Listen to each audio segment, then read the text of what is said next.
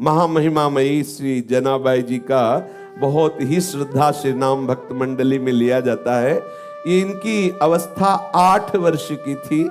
ये अपने माता पिता के साथ पंढरपुर आई हुई थी।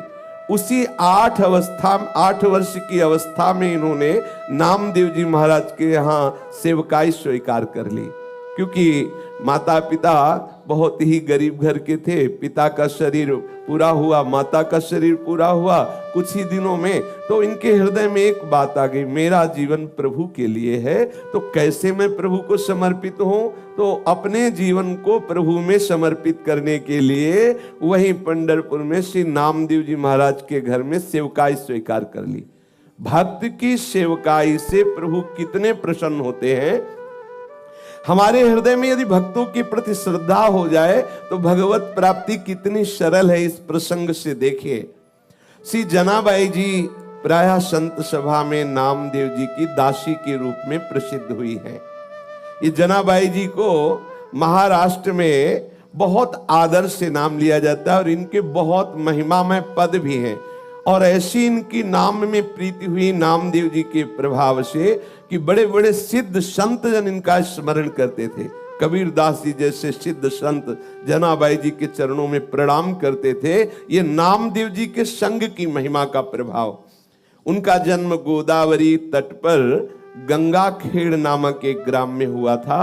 इनके पिता का नाम दमा और माता का नाम करुंड था।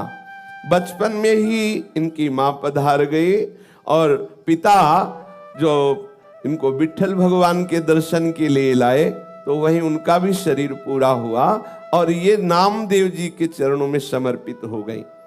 इनके हृदय में एक बात आई कि प्रभु की प्राप्ति का उपाय एक ही है, कोई भक्त प्रसन्न हो जाए, कोई भक्त मुझे अपना के दे। और भगवान इस बात की बाट जो होते रहते हैं, जब तक कोई भक्त प्रभु के अनुराग में जो डूबा हुआ है वो अपना नहीं कहता तब तक प्रभु हृदय से नहीं लगाते। जनाबाई जी के हृदय में भगवत प्रेरणा से बात आ गई थी कि कोई भक्त हम पर कृपा कर दे तो हमें भगवान का साक्षात्कार हो जाए। इसलिए उन्होंने सेवकाई स्वीकार कर ली नामदेव जी के यहाँ, और अन्य आश्रय कोई रह नहीं गया था। नामदेव जी निरंतर भजन परायण, निरंतर नाम में डूबे रहते थे। नामदेव जी जैसे महात्मा की सेवकाई मिल जाए ये तो प्रभु की सेवकाई से भी बढ़कर के है। अब जनाबाई जी के हृदय में एक ही बात थी कि मैं नामदेव जी को प्रसन्न कर लूं। नामदेव जी के पूरे परिवार के कपड़े धोना, पूरे परिवार के लिए आटा पीसना, पूरे परिवार के लिए भोग तैयार करना, पूरे परिवार के लिए हर समय अपने प्राणों को समर्पित किए हुए तन्मयता पूर्वक सेवा करना। बर्तन मांज रही हैं, कपड़ा धो के ला रही हैं, झाड़ू पोछा कर रही हैं। आप सोचो पूरे परिवार की स्वयं सेवा करती। उनकी सेवा में एक बड़ा आनंद प्रकट होने लगा। वो इस भाव से कि नामदेव जी की जिस दिन कृपा दृष्टि हो गई उस दिन मुझे भगवत साक्षात्कार हो जाएगा। अब नामदेव जी की सेवा प्रभाव से निरंतर नाम चलने लगा। भजन न होई संग बिनु। देखो संग हुआ, अब चेष्टा नहीं करनी पड़ रही। जो नामदेव जी जप करते थे वही जो कीर्तन करते थे वही जनाबाई कीर्तन करने लगी, नाम स्मरण करने लगी। नाम स्मरण करते करते कभी जैसे पोछा लगा रही, एकदम हाथ रुक गए, अश्रु चलने लगा, प्रभु के लिए विकलता प्रकट होने लगी, भाव दशाएं उनकी आने लगी। श्री जनाबाई जी के हृदय में विट्ठल भगवान के प्रति प्रबल आसक्ति होने लगी। जब कभी सेवा से अवसर मिलता मंदिर में जाती, ठाकुर जी को देखती ही रहती, और देखते देखते एकदम विकलता होती तो रोने लगती, एकदम आनंद बढ़ता तो नाचने लगती। ऐसी दशा जनाबाई जी की श्री नामदेव जी की सेवा से होने लगी। जनाबाई जी जब झाड़ू देती, बर्तन मांजती, कपड़े धोती, जल भरती, चक्की पीसती, ये सभी कार्य करते हुए सावधानी ये रखती कि सेवा में त्रुटि न हो और नाम विस्मरण न हो। ऐसे जनाबाई श्री नामदेव जी की सेवा में मगन रहने लगी। एक क्षण के लिए भी भगवत विस्मृति नहीं और सेवा में पूरी सावधानी की, कहीं सेवा में त्रुटि न हो जाए, कहीं हमारी जो अंदर की वृत्ति है वो इस तरह न डूब जाए कि सेवा छूट जाए। क्योंकि सेवा भक्त की प्रसन्नता के लिए, और भक्त की प्रसन्नता से हमारे विट्ठल भगवान रीझ जाएंगे, ये हृदय में धारणा। और भगवान नाम का ऐसा प्रभाव हुआ कि अब उनके आंसू नहीं रुकते। सोहनी लगा रहे, अश्रु प्रवाह हो रहा, बर्तन मांज रहे, अश्रु प्रवाह हो रहा। देखो कैसी कृपा हुई भक्त संग की, जिसकी बड़े बड़े साधु जन, उपासक जन आकांक्षा करते, वो जनाबाई को प्राप्त हो रहा है। वो कभी रोते रोते सेवा करते करते एकदम व्याकुल हो जाती, हा विट्ठल, हा विट्ठल, हा पांडुरंगा, ऐसे पुकार पड़ती। प्रभु के लिए प्रत्येक चेष्टा करने वाले के हृदय में विकलता आ ही जाती है। जहां थोड़ी चेष्टाएं प्रभु के लिए है और थोड़ी चेष्टाएं स्वसुख वांछा की है, उपासक है, लेकिन ये व्याकुलता नहीं आएगी। जैसे प्रश्न होता है कि हम प्रभु के लिए कब व्याकुल होंगे, तो पकड़ो ये बात, जो भी आप सेवा, चेष्टा, व्यापार, नौकरी, व्यवहार जो भी करते हैं वो प्रभु की प्रसन्नता के लिए सांगोपांग करें। और सावधानी ये रहे कि अंदर से भगवत स्मृति का तार ना टूटने पावे। फिर आप देखना सेवा करते करते व्याकुलता आने लगेगी, आप विकल होकर बीच में एकदम पुकार उठेंगे, हाँ प्रभु कब मिलोगे। ये व्याकुलता तभी आती है। अपने लोगों को क्या है, थोड़ी देर तो भजन साधन करते हैं, इसके बाद स्वसुख वांछा की चेष्टा करते हैं। आप देख लेना, अपने सुख की, शरीर सुख की, इंद्रिय सुख की चेष्टाएं जो करते, वही व्याकुलता नहीं होने देती। अब एकादशी के दिन नामदेव जी के यहाँ रात्रि में भक्त मंडली एकत्रित होती और कीर्तन करती। कोई मृदंग बजा रहा है, कोई करताल बजा रहा है, कोई नृत्य करते हुए नाम कीर्तन कर रहा है, कोई प्रभु की आनंदमयी लीलाओं का गायन कर रहा है, तो कोई एकांत में बैठा हुआ उन लीलाओं को सुनकर, उन कीर्तन को सुनकर, भक्तों की भावदशा को देखकर अश्रु प्रवाह कर रहा है। पूरी रात्रि, एकादशी की रात्रि में नामदेव जी के यहाँ ऐसा कीर्तन होता। और जनाबाई सब सेवा करके एकांत कोने में खड़ी रहती। नामदेव जी और बड़े बड़े भक्तों की भाव दशाएं देखती तो उसके हृदय में और विकलता बढ़ती। संकीर्तन के आनंद सागर में वो पूरी रात डूबी रहती। उसको ये पता ही नहीं चल पाता कि कितने कम समय में रात्रि व्यतीत हो गई। जैसे कल्पों की लीला सखियों को एक क्षण के समान लगती है। प्रिया प्रीतम के एक एक लीला में कल्प कल्प विहार करते, और सखियों को लगता है तो अभी अभी इसी क्षण लीला प्रारंभ हुई। ऐसी प्रिया प्रीतम को भी लगता है कल्पों शैया में विलास कर रहे हैं, उनको लगता है अभी तो हम मिले ही नहीं। ऐसा ये महाप्रेम का स्वरूप है। श्री जनाबाई को पूरी रात्रि कीर्तन और गुणानुवाद सुनने पर ऐसा आनंद आता, लगता कि रात्रि तो बहुत कम समय की हुई, एक क्षण में व्यतीत हो गई। उषा काल होते ही, प्रातः काल होते ही सब भक्त मंडली अपनी दिनचर्या को जाती, और ये बावरी हुई भगवत प्रेम की मादकता में ठाकुर जी के प्रसन्नता के लिए श्री नामदेव जी की सेवा में मगन रहने लगती।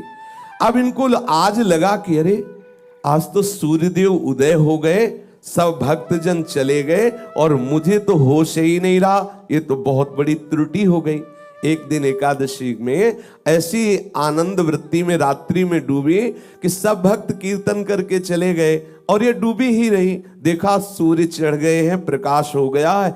अब चेतना जगी तो इनको लगा कि जो हमारी नामदेव जी के प्रति सेवा वृत्ति थी, ये तो बहुत हमारे अंदर त्रुटि हो गई, कैसे पूर्ण सेवा हो पाएगी। सबके लिए आटा पीसना है, सबके लिए सब व्यवस्थाएं अकेले करती। और देखो उसमें ये नहीं कि मुझे करना पड़ता है, ऐसा नहीं, उत्साहित होकर प्रसन्न मुद्रा में करती।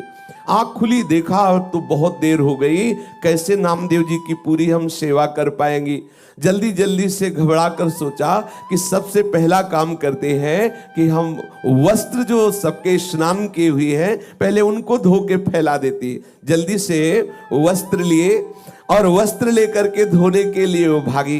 फिर एकदम दिमाग में आया कि अभी तो बहुत से पात्र पड़े हैं, उनको मार्जन करना है और पानी भी भर के रखना है, पर चलती है पहले वस्त्र धो के आती है।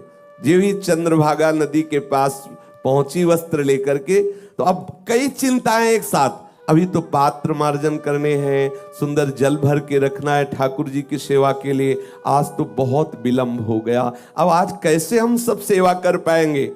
इतना मन में सोच रही थी कि इतने में देखा कि एक वृद्धा मैया आई और कहा कि जनाबाई तू चिंता क्यों कर रही है, सुन तू और जाके कार्य कर, मैं यहाँ तेरे कपड़े जो ये समनामदेव जी के परिवार के वस्त्र है ना, ये मैं धो देती हूँ।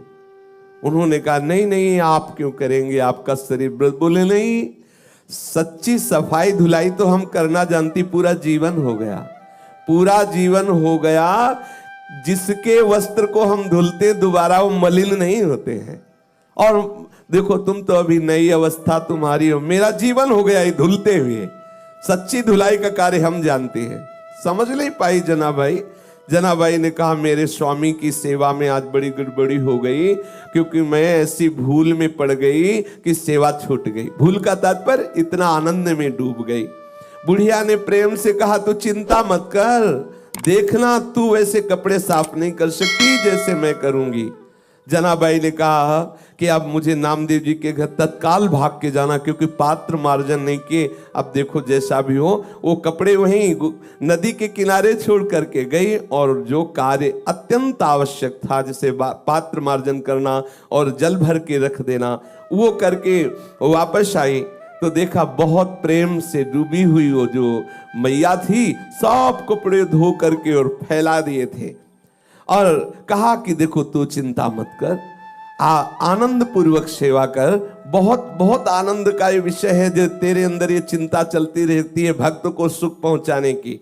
तो उन्होंने देखा कि सारे के सारे कपड़े एकदम स्वच्छ। जनाबाई ने हाथ जोड़ करके कहा कि आप जैसी उदार तो मुझे जीवन में देखने को नहीं मिली। हमारा तुम्हारा कोई परिचय नहीं, कोई स्वार्थ भावना नहीं, और आप इतने ढेर सारे सब कपड़े धो दिए। तो आप तो हमें लगता है ईश्वर स्वरूप ही हैं, प्रभु स्वरूप ही हैं, और हमें तो ऐसा लगता है कि हमारे विट्ठल ने कृपा करके तुम्हें भेजा है। पर इतना नहीं समझ पाए कि विट्ठल ही इस रूप में आए हैं। मैं आपका बहुत आभार मानती हूँ। तो मैया ने कहा आभार की कौन सी बात है, मैं तो तुम्हारी ही हूँ, मैं अपनों से आभार थोड़ी प्रकट करते, मैं तो आपकी ही हूं, आप ऐसी चिंता क्यों करती है। ऐसा करके मुस्कुराते हुए वो वृद्धा माई वहां से चली और कहा कभी भी आवश्यकता हो तो मेरी याद कर लेना, आप जे भी याद करोगी मैं उपस्थित हो जाऊंगी तुम्हारी सेवा के लिए। जनाबाई जी भाव में डूब गई, क्योंकि उस वृद्धा की मुस्कुराहट ने इनके हृदय में आनंद का वर्धन किया। इनको थोड़ी देर के लिए अंतर्मुख में इतना डुबा दिया उस मुस्कुराहट ने, पूछो मत। फिर चेतना आई और सोचा कि मैंने तो पूछा नहीं कि तुम कहाँ रहती हो, तुम्हारा क्या नाम है। जब तुम कह रही हो कि कभी कार्य पड़े तो बुला लेना, तो तुम रहती कहाँ हो, तुम्हारा नाम क्या है। आसपास देखा तो वृद्धा दिखाई नहीं दी, थोड़ा दौड़ करके आसपास और देखा हो, नहीं दिखाई दी। अब तो हृदय में विकलता हुई कि शरीर को इतना यौवन का भी नहीं था कि वो हवा की तरह भाग जाए। वृद्ध थी, आखिरकार कहाँ चली गई और कौन हो सकती है। जनाबाई उस सब कपड़े लेकर के घर पहुंची और हृदय बड़ा व्याकुल था कि आखिरकार वो वृद्धा थी कौन और कैसा जादू कर गई वो अपनी मुस्कुराहट से वृद्धा की मेरा चित्त बार बार उसी का चिंतन कर रहा है। जनाबाई गदगद कंठ से नामदेव जी के समीप गई और पूरी घटना सुनाई कि आज ऐसा ऐसा हुआ। नामदेव जी ने तत्काल जनाबाई जी से कहा रे और कोई नहीं था, वो तो विट्ठल थे, कोई दूसरा नहीं था, वो तो विट्ठल थे, ये तो विट्ठल थे, तेरे को बड़भाग्नी बनाने के लिए आए। लेकिन अरे इतना विट्ठल प्यार करते हैं तेरे से कि सब कपड़े धो दिए। उनको भी संकोच हुआ कि कपड़े तो हमारे ही सब थे। देखो आराध्य देव ने अपने सेवक के कपड़े प्रक्षालन किए, कैसी भक्ति का महामहिमा में स्वरूप है। श्री नामदेव जी ने कहा जनाबाई तेरे तो अहोभाग्य, कैसी तेरे ऊपर ठाकुर की अनुग्रह वृष्टि हुई, तू समझ नहीं पाई। अब तो जनाबाई के हृदय में और प्रणय कोप बढ़ गया। अच्छा आए भी तो ऐसे छलिया रूप रेख, और ऐसे अपने पास भी आते पक्का समझ लेना वो किसी न किसी रूप से अपने अनुरागी जनों से मिलते हैं, अपने लोगों को एक ही दृष्टि रखनी चाहिए कि कहीं ये प्रभु इस रूप में तो नहीं आ गए। हर समय सावधान रहना। हमारे सदगुरुदेव भगवान कहते हैं कि प्रभु के शरणागत जन जो हैं, जो प्रभु में अपना संपूर्ण समर्पण किए हैं, प्रभु रोज उनसे मिलते हैं। लेकिन जिस दिन आपके हृदय में व्याकुलता आ जाएगी, उसी दिन आपको परिचय मिलेगा कि वो आपसे रोज मिलते हैं। तो हृदय में बैठाना चाहिए, प्रभु मुझसे रोज मिलते हैं और किसी न किसी रूप में मिलते हैं, पर हम बहिर्मुख है ना, इसलिए हम पहचान नहीं पाते। अब जनाबाई रोने लगी कि हाय है, इतने छलिया हो कि आप आए भी और हमें परिचय भी नहीं मिल पाया, और दूसरी बात, मेरे लिए आपने कष्ट सहा, मेरे लिए इतने ढेर सारे कपड़े धोए। अब तो और हृदय में प्रेम की विकलता बढ़ने लगी। प्रभु सदैव अपने भक्त के पीछे पीछे डोलते हैं। जो परम स्वतंत्र ईश्वर है, उनको भी अगर कोई बांध सका, उनको परतंत्र कर सका, तो ये भक्त जन है। अहम भक्त पराधीनो। अब तो प्रेम पीड़ा में विकल होकर के जनाबाई सेवा करने लगी। स्वयं मूर्तिमान होकर के प्रभु जनाबाई जी के साथ चक्की पीसते आकर के। एक बार नहीं, बहुत सेवाएं। जनाबाई जी प्रेम में मगन होकर सोहनी लगा रही हैं, कूड़ा का ढेर लगाया, और जब कूड़ा भरने के लिए आई तो देखा टोकरी में लिए हुए प्रभु कूड़ा भर रहे हैं। अब बुढ़िया के रूप में नहीं आते, अब साक्षात विट्ठल के रूप में आते। अगर जनाबाई नामदेव जी के यहाँ उनको सुख पहुंचाने के लिए, उनको भोग बनाने के लिए आटा पीस रही चक्की में, तो चक्की में आटा पीसते हुए कभी कभी वो पद गाते हुए भाव में डूब जाती, तो चक्की रुक जाती, तो ठाकुर जी बैठ के चक्की पीसते। जनाबाई पद गायन करते हुए डूबी हुई है, और क्योंकि सेवा में त्रुटि न हो, इसलिए ठाकुर जी समीप आकर के चक्की पीसने लगते। जनाबाई का अभंग सुनते रहते और जनाबाई जी प्रेम में मगन होती। सी जनाबाई जी घर में सोहनी लगा रही तो कचरा उठाते साक्षात विट्ठल भगवान।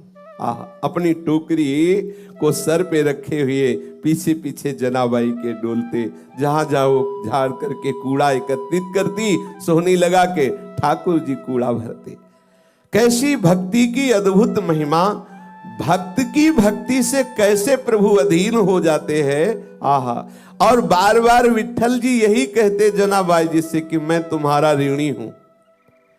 जनी मेहड़े बिठो बाला, काय उतराई हो तुला। मैं कैसे तुमसे उऋण हो सकता हूं जनाबाई, तुम मेरे भक्त नामदेव जी की सेवा करती हो, मैं तुम्हारा ऋणी हूं। मैं तुम्हारा ये ऋण कैसे चुकाऊं, ये मुझे बता दो। कैसी अधीनता स्वीकार किए हुए है। जनाबाई अगर धान ओखली में कूट रही है तो प्रभु सामने खड़े मुस्कुरा रहे हैं। अब बताओ, ऐसी सेवा करनी पड़े तो क्या परेशानी। धान कूट रही, सामने विट्ठल खड़े मुस्कुरा रहे हैं। चक्की पीस रही, भाव में डूब रही, ठाकुर जी चक्की पीस रहे।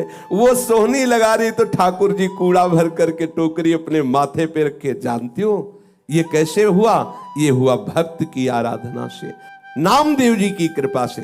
इसीलिए लिखा दासी जनी। जब मैं नामदेव जी की दासी बनी, उनकी सेवा की, तो मैंने देख पाया कि द्वैत दूसरा कोई है नहीं, एकमात्र मेरा विट्ठल चराचर में व्याप्त है। संपूर्ण कलाओं से युक्त जो श्री कृष्ण है, वो सदैव मेरे सहयोग में है, मेरी सेवा में मेरे समीप है। ये मैं नामदेव जी की दासता से जान पाई। दासी जनी पाहे डोलाम, प्रभु मेरे पीछे पीछे डोल रहा है केवल नामदेव जी की दासता के कारण। एक दिन श्री विट्ठल भगवान के गले का जो बहुत महंगा हीरो से जटित पदक आभूषण था, ग्रीवा का, वो चोरी हो गया। और मंदिर में जनाबाई जी सेवा हेतु जाया ही करती थी। तो ऐसी कुछ लीला बनी कि सबको संदेह हो गया जो वहाँ मंदिर में सेवा में थे कि और कोई नहीं, जनाबाई जी ने ही वो रत्न पदक जो ग्रीवा का आभूषण है वो चोरी कर लिया। अब तो ये बात फैलने लगी। ये ऐसी लीलाएं प्रतिकूलता की होती हैं भक्तों के जीवन में। जनाबाई को ये सब वहां के जन कलंकित करने लगे कि ये बंती तो बहुत भक्ता है, लेकिन देखो ठाकुर जी का जो ग्रीवा का आभूषण है, रत्न पदक, इसने चुरा लिया। जनाबाई जी को जब सभा में बुलाया गया और कहा कि तुमने वो चुराया है क्या, तो जनाबाई ने कहा कि मेरे प्राण धन श्री विठल भगवान हैं, मैं उनको सुख पहुंचाने के लिए मैं उनका ये हार क्यों चुराऊं, वही मेरे हैं तो हार चुराने की जरूरत क्या है। लेकिन भक्ति की भावना को तो कोई भक्त ही समझ सकता है।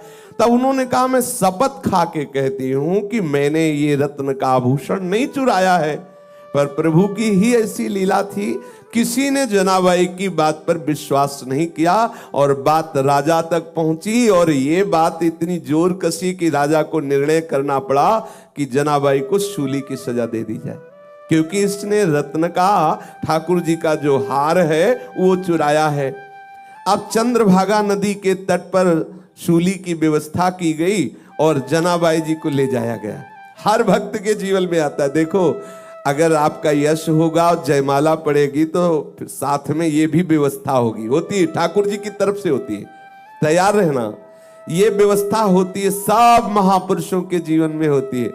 कई दिन हो गए माधवदास बाबा ने ना तो समुद्र में स्नान किया, ना कुटिया से बाहर निकले, ना भिक्षा मांगी, केवल ठाकुर जी के ध्यान में मगन है।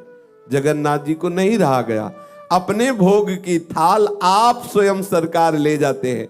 पीछे भजन में कोई विघ्न ना पड़े इसलिए पीठ करके दरवाजे की तरफ बैठे, दीवाल की तरफ मुख किए हुए हैं। पीछे से ठाकुर जी ने कहा कि बाबा ये भोग की थाल रखी है, प्रसाद पालो। बोले रख दो, जब हमें भजन पूरा हो जाएगा तो पालेंगे, फिर थाल ले जाना।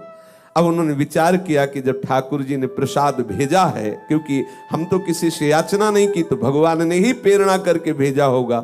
भजन पूरा किया, उठे, प्रसाद पाया और समुद्र से थाल धोकर अपनी कुटिया के पास से रख दिया। अब वहां ये हुआ कि ठाकुर जी की थाल गायब हो गई।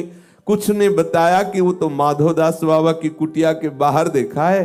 अब वहां से पार्षद आए। अब थोड़ा विचार करो, अगर कहीं खुले में भोग लगा होता तो संशय हो सकता है कि कोई ले जा सकता है। अच्छा, ले भी जाएगा तो वो कुटिया के बाहर क्यों रखेगा, वो तो उसको एकांत में चुरा के रखेगा, वो तो धो के बाहर रखे। किसी ने नहीं ये बात समझी, खूब पिटाई हुई। अगर ये 56 भोग भी पवाते हैं तो बाहर से थप्पड़ भी पवाते हैं, दोनों के लिए थोड़ा तैयार रहना चाहिए। ठाकुर बड़े लीला बिहारी है। अब सूली की सजा निश्चित कर दी गई जनाबाई जी के लिए। अब ये बात सुन करके भक्तों को लगेगा कि जो ठाकुर जी सोहनी लगाने पर कूड़ा उठाते हैं, टोकरी माथे पे रखते हैं, वो ऐसा क्यों करवा रहे हैं। ये दिखाते हैं कि मेरे भक्त की ऐसी स्थिति होती है कि जिस माथे पे चंदन चढ़े, फूल माला चढ़े तो उनको कोई सुख नहीं, और गड़ासा चले तो कोई दुख नहीं। दिखा दिया महापुरुषों, यही पूज्यपाद सिउड़िया बाबा जी को दिखा दिया, यही वृंदावन में ही, कि मनो फूल और चंदन के मस्तक पर भगवान की तरह उनका अभिषेक होता और उसी मस्तक पर क्रूर कर्मी ने प्रहार किया, कई कई इंच तक गड़ास। ये महापुरुषों ने दिखा दिया, करके दिखा दिया। अब सूली पर चढ़ाने के लिए उनको बांध करके जनाबाई के हाथ ले जाया गया चंद्रभागा नदी के तट पर। जब जनाबाई ने देखा बस सूली पे चढ़ाया ही जा रहा है तो बस हृदय से की बहुत बढ़िया, जैसे विठल आपकी इच्छा, और बस विठल विठल विठल विठल विठल। जैसे जैसे वो बोलती विठल विठल वैसे सूली पिघलती जाती। जैसे मोम को आंच लगा दे तो पिघलती चली जाए, ऐसे वो आंख मूंदे। वो ये नहीं चाह रही थी कि सूली पिघले, वो तो इसलिए विठल विठल पुकार रही थी कि अब शरीर का अंत है और मैं विठल की दिव्य सेवा में जा रही हूं, इसलिए विठल विठल। जैसे ही बोलती विठल विठल विठल, वो सूली गलती चली जाती और पानी की तरह पिघल गई सूली नाम की वहां कोई चीजें नजर नहीं आई। सब आश्चर्यचकित हो गए जो राज दरबार के सैनिक थे। जनाबाई को सबने प्रणाम किया, सबने क्षमा मांगी कि गलती हो गई। ये प्रभाव दिखाने के लिए इसमें दो बातें आई। जनाबाई जी को किंचित मात्र भय नहीं, क्योंकि सूली की सजा क्या मेरे प्रीतम का विधान है और मेरे प्रीतम के मिलन के लिए अब ये शरीर छूटने वाला है, तो कोई भय नहीं। और दूसरी बात ये कि मेरा भक्त कितनी महिमा से युक्त होता है। यह है भगवत चरणारविंद के समर्पित हृदय की शक्ति, सामर्थ्य। इसीलिए प्रभु दिखाते हैं कि मेरे भक्त पर प्रकृति का कोई भी प्रहार विचलित नहीं कर सकता, नष्ट नहीं कर सकता। हाँ, ऐसी लीलाएं हुई है, प्रभु का बुलावा है। अब वो अंतिम लीला जो भी होनी हो करके वो दिव्य स्वरूप से प्रभु की सेवा में पहुंच गए। जनाबाई के चरणों में सबने प्रणाम किया। जनाबाई ऐसे भाव से मगन रहती अब तो कि बिल्कुल शरीर की शुद्धि न रहती। और उस स्थिति में सेवा के लिए जैसे कंडे थापती ना, तो कंडे से निकलता विठल विठल। ये आश्चर्य की बात है, किसी चैतन्य शरीर को छू दे और फिर वो बोले कृष्ण हरि राधा, तो अच्छा है, बढ़िया, कितना बढ़िया प्रभाव। लेकिन जड़ कंडा, उसमें कोई वाणी तो है नहीं, लेकिन कंडे से विठल विठल निकलता। एक बार कबीरदास जी महाराज श्री नामदेव जी के दर्शन करने जा रहे थे, तो उन्होंने समीप में देखा कि कुछ शोरगुल हो रहा है। तो ऐसे कौतुकवश पूछा, यहाँ क्या हो रहा है? बोले जनाबाई से कोई स्त्री लड़ रही है। क्यों लड़ रही? अच्छा, जनाबाई कौन? बोले नामदेव जी की सेवा में रहती है वो बाई जी। तो और नजदीक गए, तो क्या इस लड़ाई क्या हो रही? बोले कंडे पर। तो उनको विचार आया कि कंडे पर लड़ाई, भक्त के द्वारा कंडे पर लड़ाई। तो ऐसी आनंद मगन होकर के सुन रहे थे। वो कह रही थी कंडा मेरे, जनाबाई ने कहा नहीं मेरे कंडा है। तो बोले तेरे कंडा की पहचान क्या है? बोले कान में लगा के देखो, कंडा बोल रहा है विठल विठल विठल। ये आश्चर्य की बात, ये आश्चर्य की बात। नाम जड़ वस्तु से गूंजने लगा।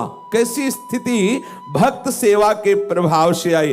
कबीरदास जी ने भी कान में कंडा लगाया कि आखिरकार ये सामने वाली स्त्री जो कह रही है कि हाँ हाँ इनके कंडे से तो विठल विठल ने, कबीरदास जी ने भी लगा के देखा विठल विठल विठल। जनाबाई जी के चरणों में प्रणाम किया कि जिस महान भागवत की सेवा में रहने वाली दासी के ऐसे महामहिमा में परमाणु है, छू लिया जड़ वस्तु को तो वो विठल विठल बोल रही है।